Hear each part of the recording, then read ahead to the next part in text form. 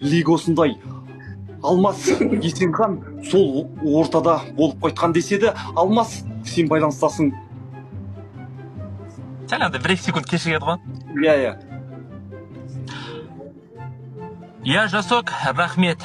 Армағайын, біз қазір оқиға болған жердеміз. Дәл қазір түскі шамасы 3-те зорланған қыздан сұхбат алсақ па деп тұрмыз. Сәлеметсіз бе? Сізді қалай болды оқиғаны толықтай мәлімдеп берсеңіз, иә. Қалай болғанда мен келатқанмын Абай көшесімен, Росжан көшесімен. Маған келді, 570 теңге бар ма деді. Бар дедім. Вы можете мне помочь деді, бар дедім. Сен жүрсеңші деді да, мен анау тұрған бұрышқа алып кетті да, сол жерде зорлады. 570 теңгені бердіңіз бе? Бердім. Менде бүгінге осы зорланған қыздың ертең тестін анықтайтын боламыз. Жасок?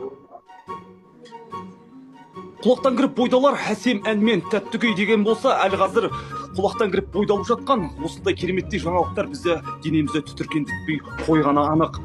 Осы орайда ергежейлі жігіттерді ұстап алған Баршына есімді журналист ханымның дәл қазіргі сәтте не айтары, не жаңалығы бар, не деп өліп қалсаң. Дем жетпейші.